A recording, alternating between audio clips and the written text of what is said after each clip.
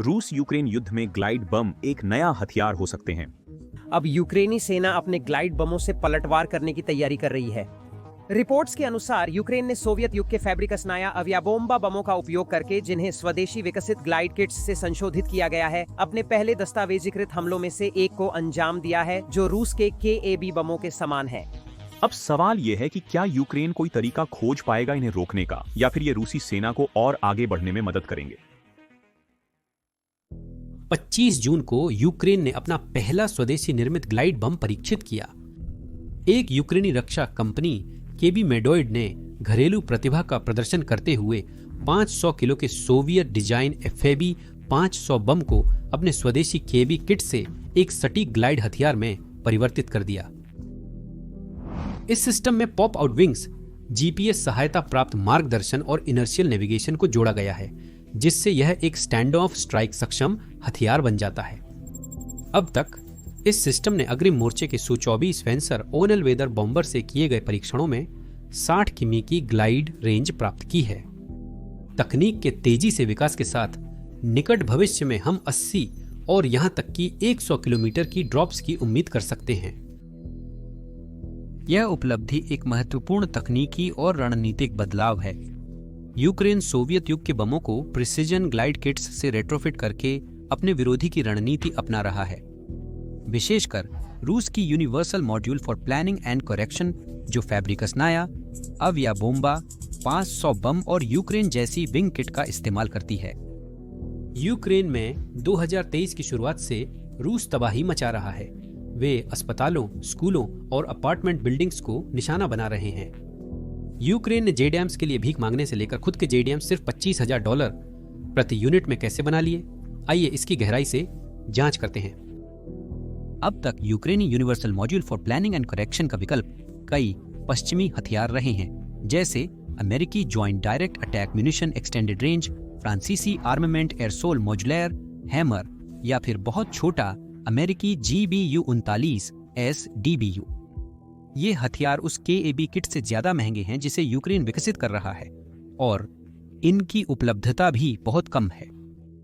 KAB का design universal module for planning and correction के समान है, परंतु इसमें यूक्रेनी शैली की झलक मिलती है। KAB में यूक्रेन निर्मित गाइडेंस इलेक्ट्रॉनिक्स और नेविगेशन प्रणाली है। इसमें पॉप आउट विंग्स हैं, जिन्हें कुछ ही मिनटों में जोड़ा जा सकता है। यह एक जानबूझकर किया गया डिजाइन है ताकि इसे फील्ड में जल्दी तैनात किया जा सके। KAB के कुछ हिस्से, जैसे इलेक्ट्रॉनिक वॉरफेयर प्रतिरोधी सैटेलाइट रिसीवर, विदेश से आयात किए गए हैं, लेकिन इस सिस्टम का मुख्य हिस्सा गर्व से स्वदेशी है। परीक्षण Su-24 फेंसर से लेवल फ्लाइट में किए गए थे, जिससे KAB लगभग 60 किलोमीटर दूर एक लक्ष्य की ओर सटीकता से ग्लाइड हुआ। पश्चिमी विश्लेषकों ने हथियार पहुंचाने के लिए उपलब्ध एयरफ्रेम्स की कमी को एक बाधा के रूप में उल्लेख किया है।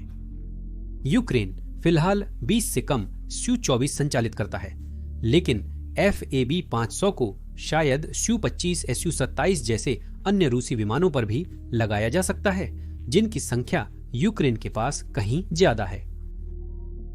डेवलपर्स का कहना है कि यह वर्तमान सैन्य जरूरतों को पूरा करता है। वे रेंज बढ़ाकर निकट भविष्य में 80 किमी तक पहुंचाना चाहते हैं, जिससे 10 किमी ऊंचाई से गिराने पर 100 किमी की सर्विस रेंज संभव है। कीमत लगभग 12 लाख यूक्रेनी रिवनिया या $25,000 प्रति यूनिट है। काब पश्चिमी ग्लाइड गोला बारूद जैसे JDAM से कम महंगा होगा, जिसकी कीमत विस्तारित रेंज किट के साथ लगभग $35,000 है, और ASAM हैमर से तो कहीं ज्यादा सस्ता है, जिसकी कीमत लगभग €1,64,000 या करीब $2,00,000 है। यूक्रेनी वायुसेना हर दिन लगभग 100 गाइडेड बम इस्तेमाल कर रही है। ऐसे में सिर्फ लागत में बचत ही काब को बड़े पैमाने पर उत्पादन के लिए एक मजबूत विकल्प बनाती है। इस विकास की स्केलेबिलिटी इसे विशेष रूप से महत्वपूर्ण बनाती है। यूक्रेन को पश्चिमी प्रिसिजन गाइडेंस ग्लाइड किट्स मिल रही हैं, पर मांग आपूर्ति से कहीं अधिक है। यूक्रेनी सेनाओं को रोजाना बड़ी संख्या में गाइडेड बमों की आवश्यकता होती है, इसलिए अप्रयुक्त पुराने सोवियत हथियारों का पुनः उपयोग करना तर्कसंगत है, क्योंकि रूस और यूक्रेन का आकाश विवादित और पारंपरिक बमबारी के लिए असुरक्षित है। KAB बॉम्बर और अटैक एयरक्राफ्ट को दूर से बम दागने की क्षमता देता है, जो यूक्रेनी सेना के लिए एकदम सटीक हथियार है। युद्ध में यूक्रेन की अन्य तकनीकी प्रगति की तरह यह एक सस्ती मॉड्यूलर किट है जो आपूर्ति कमी को पूरा करती है और यूक्रेन को घातक हथियार प्रणालियां तैनात करने देती है। सस्ते और प्रभावी तरीके से विदेशी दाताओं पर निर्भरता के बजाय अनुकूलता एक और बड़ी उपलब्धि है। KAB को सोवियत काल के उन विमानों के लिए डिजाइन किया गया है जो यूक्रेनी सेना के पास बड़ी संख्या में सेवारत हैं, लेकिन युद्ध क्षेत्र में दुश्मन की तीव्र हवाई गतिविधियों के कारण कम उपयोग में आते हैं। ग्लाइड बम पायलटों को गोला बारूद गिराने और सुरक्षित दूरी से वापस आने की अनुमति देते हैं, और वह दूरी बहुत महत्वपूर्ण है, खासकर पेंटसेयर S1 जैसे उन्नत सिस्टम के खिलाफ। हालांकि यूक्रेनी पायलट अभी भी S-300 या S-400 जैसे लंबी दूरी के सिस्टम के खतरे में रहेंगे। फिर भी 60 से 100 किमी की दूरी काफी है और इससे मिशनों के दौरान पायलटों के जीवित रहने की संभावना बढ़ेगी। भले ही S-300 और S-400 अत्यंत खतरनाक हैं, परंतु इनमें से कई यूक्रेनी ड्रोन या भूमि आक्रमणों द्वारा नष्ट हो गए हैं। KAB का लॉन्च क्राउडसोर्स्ड चैरिटी फंडिंग के साथ यूक्रेन युद्ध के दौरान अपनाए गए दृष्टिकोण का प्रतीक है। यह एक गहरी कहानी है। मार्च 2025 में अमेरिका द्वारा यूक्रेन को दी जा रही सहायता बंद हो गई थी। जहां यूरोपीय सहयोगियों ने खर्च बढ़ाकर कमी पूरी की, वहीं यूक्रेन को पश्चिमी सहायता राजनीति और अंतर्राष्ट्रीय इच्छा शक्ति प्रभावित लहरों में ही मिली है। हर बार जब हम यूक्रेन की रक्षा में हुई प्रगति को कवर करते हैं, एल्गोरिदम उसकी पहुंच सीमित कर देते हैं। अगर आपको ये कहानियां मायने रखती लगती हैं, तो लाइक और सब्सक्राइब करें। आपका एक क्लिक और लोगों को फ्रंट लाइन पर हो रही नवाचार दिखाने में मदद करता है। यह बहुत जरूरी है कि हथियारों का निर्माण स्थानीय स्तर पर किया जाए, ताकि यह सुनिश्चित किया जा सके कि यूक्रेनी और रूसी जमीन पर आक्रमणकारियों से लड़ाई जारी रखने के लिए पर्याप्त हथियार उपलब्ध हों। और यूक्रेन ठीक यही कर रहा है, पारंपरिक ग्रेविटी बमों को दिमाग और पंख देकर। यह विश्व को संदेश दे रहा है कि हमें आपके बम नहीं चाहिए, हम स्वयं उन्हें निर्मित कर सकते हैं। यूक्रेन का डिजाइन रूस की सफलता पर आधारित है, जिसमें उन्होंने अपना खुद का universal module for planning and correction इस्तेमाल किया, जो पहली बार 2023 की शुरुआत में युद्ध के मैदान में दिखा था और तब से यूक्रेन में हवाई युद्ध और नागरिक नुकसान की मात्रा को बढ़ा दिया है। सबसे पहले बसल डिजाइन ब्यूरो द्वारा 2002 में कल्पना की गई थी universal module for planning and correction, जिसे तब सिर्फ universal module for planning and correction कहा जाता था। पहली बार जनता को फार्नबरो एयर शो में दिखाया गया था। यह 4 जटिलताओं वाले वेरिएंट्स में आया, लेकिन कभी खरीदार नहीं मिला और न ही घरेलू मुख्यधारा उत्पादन में गया, और इसे दशकों तक ठंडे बस्ते में डाला गया। किसने सोचा था कि रूस खुद को वर्षों तक चलने वाले एक थकाऊ युद्ध में पाएगा, जहां सोवियत युग के बमों को सटीक हथियारों में बदलना आवश्यक होगा। UMPK, जिसे आम बोलचाल में रूसी JDM कहा जाता है, क्योंकि यह अमेरिकी JDAM-ER सिस्टम के बहुत समान है, एक कम लागत वाली ग्लाइड किट है जो सोवियत युग के साधारण बमों, आमतौर पर FAB-500, को सटीक हथियारों में बदल देती है, जो दर्जनों किलोमीटर दूर से लक्ष्यों को मार सकते हैं। FAB-250 बमों पर भी एक समान सिस्टम का उपयोग किया गया है, जिसे UMPB-D30SN कहा जाता है। यह सिस्टम दिखने में बहुत साधारण है। यह एक सामान्य बम पर पॉप आउट विंग्स और टेल फिन्स जोड़ता है और GLOS-NAS का उपयोग करके इनर्शियल नेविगेशन और सैटेलाइट गाइडेंस भी देता है। अब उन्नत वेरिएंट्स में स्मार्ट नेविगेशन कंट्रोल और कोमेटा एम शामिल हैं, जो एक अपग्रेडेड गाइडेंस सूट है जिसमें यूक्रेन की बढ़ती इलेक्ट्रॉनिक वॉरफेयर क्षमता से निपटने के लिए कई एंटेना लगे होते हैं। यूक्रेनी एयरफोर्स के प्रवक्ता यूरी इग्नाट ने बताया कि मार्च 2023 के अंत में रूसी सेना ने 500 किलो वॉरहेड वाले मॉडिफाइड एरियल बमों का प्रयोग शुरू किया था। युद्ध के मैदान पर इसका गहरा प्रभाव बना हुआ है। रूस ने अपने फ्रंटलाइन एयरक्राफ्ट जैसे Su-30-34, Su-30SM और Su-35 को हजारों पुराने बमों को रेट्रोफिट करके ऐसे लैस किया है कि वे ड्रॉप समय, ऊंचाई और उड़ान मार्ग अनुसार 60 से 90 किमी दूर तक हमला कर सकते हैं। कम से कम सितंबर 2023 से UMP के किट्स को विशाल FAB-1500 और FAB-3000 गोला बारूद के लिए अनुकूलित किया गया है, जिससे रूस को यूक्रेन के कड़े सुरक्षा वाले हवाई क्षेत्र में प्रवेश किए बिना बड़े पैमाने पर हवाई हमले करने की क्षमता मिल गई है। ये हमले बेहद कुशलतापूर्वक अक्सर एक साथ कई बमों को गिराकर किए जाते हैं। 2024 के आरंभ में यूक्रेनी अधिकारियों ने अनुमान लगाया कि रूस प्रतिदिन 180 से अधिक ग्लाइड बम दाग रहा था, जिससे 10 सप्ताह में 3500 से अधिक हमले हुए। इन बमों ने खाइयों और कमांड पोस्ट को पूरी तरह नष्ट कर दिया है। अधिक चिंताजनक यह है कि इन्हें अपार्टमेंट बिल्डिंग्स, अस्पतालों और स्कूलों पर दागा गया है, जो रूस की नागरिक जीवन और बुनियादी ढांचे के प्रति उपेक्षा दर्शाता है। और नुकसान भयानक है। युद्ध अध्ययन संस्थान के मुताबिक फैब्रिकसनाया अवियाबोम्बा 500 बम का नुकसान क्षेत्र 250 मीटर है और यह पूरी इमारत को तबाह कर सकता है। यूएमपी के रूसी युद्ध मशीन की प्रमुख विशेषताएं हैं इसकी सस्ती कीमत और व्यापक उपयोग। हर किट की कीमत लगभग $20,000 से $25,000 के बीच है, जो किसी आधुनिक क्रूज या बैलिस्टिक मिसाइल की कीमत का एक छोटा हिस्सा है, जिससे यह लंबे संघर्ष में एक महत्वपूर्ण हथियार बन जाता है। रूस ने इस किफायतीपन का लाभ उठाते हुए यूक्रेनी लोगों के खिलाफ अपनी थकाऊ जंग में यूक्रेनी शहरों और अवसंरचना को नष्ट करने हेतु इसका उपयोग किया है। परंतु इस प्रणाली में कुछ त्रुटियां भी हैं।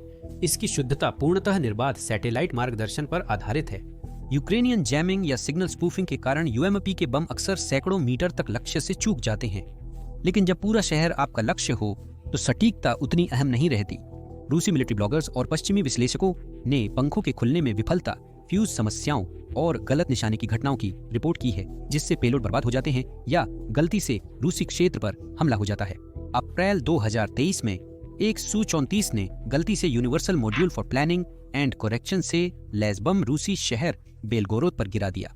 Universal module for planning and correction में टर्मिनल गाइडेंस सिस्टम, लेजर और रडार नहीं है, जो उड़ान के अंतिम क्षणों में महत्वपूर्ण होते हैं। ये चलते लक्ष्यों के खिलाफ प्रभावी नहीं हैं और उन्नत हथियारों की जगह नहीं ले सकते, लेकिन निश्चित रूप से एक प्रभावी और सस्ता पूरक हैं। फिर भी इन हथियारों का मानसिक प्रभाव विध्वंसक रहा है। यूक्रेनी सैनिक ग्लाइड बम क्षेत्रों को मृतभूमि के रूप में बताते हैं। गांव, स्कूल, अस्पताल और पूरे मोहल्ले गड्ढों और जली हुई नींव में बदल गए हैं।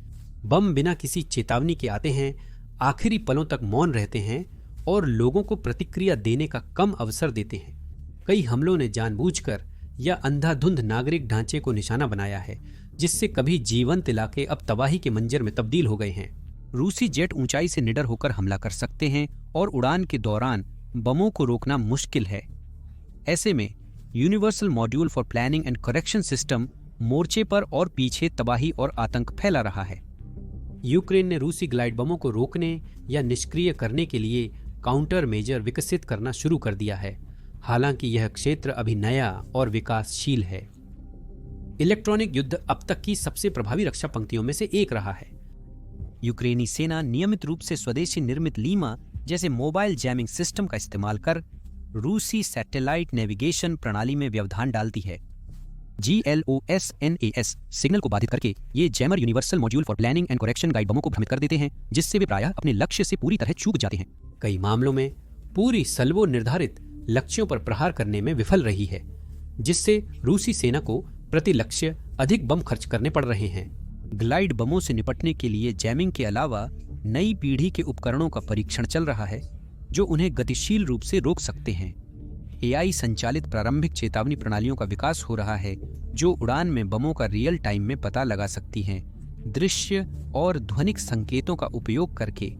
इसके बाद जर्मनी निर्मित टाइटन ड्रोन इंटरसेप्टर तैनात किए जाते हैं। ये मानव रहित हवाई वाहन हैं जो 250 किमी प्रति घंटा से अधिक की गति तक पहुंच सकते हैं, जिन्हें आने वाले गोला बारूद से टकराने या उनके पास विस्फोट करने के लिए डिजाइन किया गया है और मशीन विजन द्वारा लक्ष्य तक पहुंचाया जाता है। फ्रांसीसी स्टार्टअप एट्रिड का एक और ड्रोन अल्ट्रासोनिक डिटेक्शन का उपयोग करके मोबाइल डिफेंस परिमीटर बना सकता है, जो आने वाले बमों के रास्ते में झुंड बनाकर आबादी वाले या रणनीतिक क्षेत्रों में पहुंचने से पहले ही उन्हें रोक सकता है। ये तकनीकें विकास के चरण में हैं या लीमा के मामले में शुरुआती विकास चरण में हैं। फिर भी ये यूक्रेन की बदलती सुरक्षा चुनौतियों के अनुरूप अपने आप को ढालने की क्षमता दर्शाती है। नए रूसी UMP के यूनिट्स कोमेटा M नेविगेशन सिस्टम से लैस हैं, जो लीमा द्वारा उन्हें जैम करना मुश्किल बनाता है। अब फ्रंटलाइन की प्रतिक्रिया पारंपरिक सतर्कता और बेहतर होती तकनीक को जोड़कर एक सक्रिय वायु रक्षा हथियारों की दौड़ में नया मोड़ ला रही है। यूक्रेन एंटी एक्सेस ड्रोन स्वॉर्म्स में रुचि रखने वाला एकमात्र देश नहीं है। 28 जून को यह रिपोर्ट आई कि भारत एक अनाम निजी कंपनी के साथ मिलकर अपना खुद का रक्षा ड्रोन स्वार्म विकसित कर रहा है। ड्रोन स्वार्म्स भविष्य के युद्ध और रक्षा की दिशा हैं। यह बात 2020 में आर्मेनिया और अजरबैजान के बीच नागोर्नो कराबाख संघर्ष के बाद से स्पष्ट हो गई है। रूस का विशेष तौर पर निर्मित ग्रोम E1 बिल्कुल ग्लाइड बम नहीं है, पर फिर भी भयावह है। यह टैक्टिकल मिसाइल्स कॉरपोरेशन द्वारा डिजाइन किया गया एक अनोखा मिसाइल और गाइडेड बम का हाइब्रिड है। किड 38 मिसाइल प्लेटफॉर्म पर आधारित है और इसमें पंख, ऑनबोर्ड इंजन और सैटेलाइट नेविगेशन है, जो ग्लाइड बमों की तुलना में ज्यादा दूर से हमला कर सकता है। 594 किलो वजन और 315 kilo high explosive fragmentation warhead वाला ग्रोमी UMPK की तुलना में कहीं अधिक विनाशकारी है। इस विमान का विकास 2015 के आसपास शुरू हुआ था और इसे रूस के मैक्स एयर शो में पहली बार प्रदर्शित किया गया था। बाद में इसे औपचारिक रूप से तैनात किया गया। ग्रोम E1 की मुख्य विशेषता जो इसे ग्लाइड बम से भिन्न बनाती है वह है इसकी प्रणोदन प्रणाली। रिलीज के बाद एक बूस्टर 12 किमी की ऊंचाई और मैक 1.5 की गति तक लॉन्च होता है, फिर एक सस्टेनर मोटर मिसाइल को घुमावदार पथ पर आगे बढ़ाती है। यही से बिना इंजन वाले ग्लाइड बमों की तुलना में लगभग दोगुनी 120 किलोमीटर की रेंज तक पहुंचने की अनुमति देता है। प्रतिकूल परिस्थितियों में जैसे 5 किलोमीटर की ऊंचाई से गिराने पर इसकी रेंज करीब 35 किलोमीटर रह जाती है, जो विस्फोटक पेलोड को यूक्रेनी हवाई रक्षा से काफी दूर पहुंचा देता है। इसकी गाइडेंस प्रणाली inertial navigation system GLONASS satellite navigation युक्त है और UKMP टर्मिनल सीकर के विपरीत इसमें वेरिएंट अनुसार लेजर, रडार या इंफ्रारेड होता है। यह क्षमता उड़ान के दौरान टर्मिनल करेक्शन की अनुमति देकर सटीकता बढ़ाती है। इस तरह यह दोनों ही सहन शक्ति और सटीकता प्रदान करता है, जिससे गाइडेड बम और क्रूज मिसाइल के बीच की रेखा धुंधली हो जाती है। ग्रोम E1 का इस्तेमाल समय समय पर किया गया। पहली बार मार्च 2023 में यूक्रेन के डोनेट्स्क, फिर कीवका, केरसान, कुपियांस्क और खासकर अगस्त व अक्टूबर 2024 में करकीव के आवासीय इलाकों पर हमलों में। इस हथियार का इस्तेमाल कम होता है, लेकिन इसे अक्सर स्कूलों, अस्पतालों और नागरिक ढांचों पर हमलों से जोड़ा जाता है। यह दर्शाता है कि रूस का उद्देश्य निर्दोष नागरिकों में भय पैदा करना है, जो सिर्फ काम और जीवन जीने का प्रयास कर रहे हैं। सीमित इस्तेमाल संभवतः I1 की लागत और जटिलता के कारण है। अनुमानों के अनुसार प्रत्येक ग्रोम E1 यूनिट की कीमत $1.5 लाख से $2 लाख तक होती है, जो एफएबी शैली के बमों में लगाए जाने वाले $25,000 के ग्लाइड बम किट्स की तुलना में कहीं ज्यादा महंगी है। रूस निर्माण दरों को सीमित रखकर, सोच समझकर और कम इस्तेमाल करता है, ताकि अधिकतम विनाश और अराजकता फैला सके। इसके अतिरिक्त कम शक्ति वाला ग्रोम E2 संस्करण भी है, जो पारंपरिक ग्लाइड बम के समान है, परंतु यह विशिष्ट भूमिका के लिए निर्मित है। KAB या UMP किट जैसा नहीं है। इसमें 2 वॉरहेड्स होते हैं, एक 315 किलोग्राम और दूसरा 165 किलोग्राम का, जिससे कुल वॉरहेड वजन 480 किलोग्राम हो जाता है, जो संशोधित FAB 500 के बराबर है। ग्लाइड गोला बारूद का उपयोग अब किया जा रहा है, हालांकि इसकी रेंज UMPK से थोड़ी कम, लगभग 50 किमी है। यूक्रेन ने इन खतरों से निपटने हेतु खुद को काउंटर मेजर्स पर ध्यान केंद्रित कर अनुकूलित किया है। KB सिस्टम युद्ध के लिए तैयार होने के करीब है। अब सवाल है कि वे इन किट्स का पर्याप्त उत्पादन कैसे करेंगे ताकि यूक्रेनी वायुसेना को निरंतर सुसज्जित रखा जा सके। फंडिंग की कमी बड़े पैमाने पर उत्पादन में सबसे बड़ी बाधा है। अब तक के परीक्षण एडवांस्ड टेक्नोलॉजीज के लिए चैरिटेबल फाउंडेशन द्वारा फंड किए गए हैं, जो कि इन किट्स के निर्माता मेडॉयड डिजाइन ब्यूरो द्वारा स्थापित है। मेडॉयड के एक प्रतिनिधि ने कहा, हम हर संभव अवसर तलाश रहे हैं। एक यूनिट की लागत लगभग $25,000 या 1.2 मिलियन रुपये है। इस चरण में फंडिंग की कमी परियोजना की पूर्णता और सीरियल प्रोडक्शन में बदलाव को रोकने का प्रमुख कारण हो सकती है। जब रोजाना 100 गाइडेड म्यूनिशन की जरूरत है और अमेरिकी joint direct attack munition stock कम हो रहा है, तो मेडॉयड डिजाइन ब्यूरो को टेस्टिंग और प्रोडक्शन के लिए पर्याप्त फंडिंग देना जरूरी है, क्योंकि अगला विकल्प 2 लाख का आर्मीमेंट एयर सोल मॉड्यूलर हैमर है। रूसियों ने 2002 में universal module for planning and correction kit से इस कॉन्सेप्ट को साबित किया था। हालांकि तब खरीदार नहीं मिला, पर यूक्रेन पर पूर्ण आक्रमण में इस विचार को फिर अपनाया गया। और इसके विनाशकारी प्रभाव देखे गए। 1100 किलो का गाइडेड बम, जो 1950 के दशक में डिजाइन किए गए बिना गाइडेंस वाले हथियारों से बना है और आमतौर पर ओरल पर्वतों के गोदामों में पड़ा रहता है। यूक्रेन उस आतंक का जवाब पाने का हकदार है जो ग्लाइड बमों ने पिछले कुछ वर्षों में पैदा किया है। नई केबी किटें यूक्रेनी अनुकूलता का प्रतीक हैं। यूक्रेन सोवियत हथियारों को स्टैंड ऑफ गोला बारूद में बदल रहा है, क्योंकि विवादित आसमान में सीमित हमलावर विमान उड़ान भर रहे हैं। जब वैश्विक मदद कमजोर पड़ी, क्राउड फंडिंग ने अंतर को भर दिया। यूक्रेनी रक्षक पुराने बमों को आधुनिक उपकरणों में बदलने की फुर्तीली तरकीब से वाकिफ हैं। उन्होंने रेसिंग ड्रोन और मिसाइल लॉन्चर लगी BMW सहित कई उपकरणों का उपयोग किया है। यूक्रेन में कबाड़ रणनीतिक बन गया है और हर नए चुनौतीकर्ता के सामने डिजाइन, लॉजिस्टिक्स व वित्तीय स्वतंत्रता लागू करने पर जोर रहा है। मेडोइड को लगातार निवेश मिलने पर, चाहे पश्चिम यूक्रेनी सरकार या नागरिक दान से और KAB उत्पादन के औद्योगिकरण से, प्रभाव बहुत बड़े होंगे। एक सस्ता, जाम से बचने वाला सटीक ग्लाइड हथियार युद्ध क्षेत्र को बदल सकता है। इससे पहले सुरक्षित लक्ष्य अब खतरे में हैं और बिखरे हमलों को संगठित किया जा सकता है, जैसे रूसियों ने मोर्चे से दूर नागरिकों पर हमला किया। यूक्रेन रूसी कब्जे वाले क्षेत्रों में अपनी शक्ति प्रदर्शित कर सकता है और JDAMs की कमी या हथौड़ों की लागत के कारण उसे धीमा नहीं होना पड़ेगा। भविष्य अनिश्चित है। यह दर्शाता है कि हम पहले से ही रूस के ग्लाइड बमों की सीधी नकल कर रहे हैं, जो बढ़त हासिल करने के लिए नहीं, बल्कि घातक हथियारों की दौड़ में पीछे न छूटने के लिए है। अब हर हथियार ऐसे युद्ध क्षेत्र में प्रवेश करता है जहां जवाबी उपायों की भरमार है। ड्रोन उड़ान के दौरान एक दूसरे से टकराते हैं। ग्लाइड बम नकली चक्करों की परतों वाले आसमान में तैरते हैं।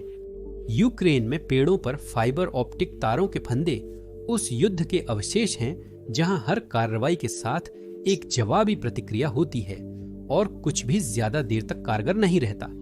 सटीकता अब लाभ का मतलब नहीं है। इसका मतलब सिर्फ उस युद्ध की रफ्तार बनाए रखना है जो पटरी से उतर चुका है। जैसा कि आपने देखा है, आप जानते हैं कि क्या दांव पर लगा है। यूक्रेन को हथियारों के साथ साथ उन्हें निर्मित करने की क्षमता भी आवश्यक है। KAB ग्लाइड बम का उद्देश्य रूस को पछाड़ना नहीं, बल्कि अस्तित्व बचाना है। और टेक्नोलॉजिकल डेवलपमेंट के लिए चैरिटेबल फाउंडेशन को दिया गया दान पुराने बमों को जिंदा रहने के औजारों में बदलने में मदद करता है। अगर आप इस तरह की दृढ़ता में विश्वास रखते हैं तो दान देने पर विचार करें। लिंक विवरण में है। देखने के लिए बहुत धन्यवाद।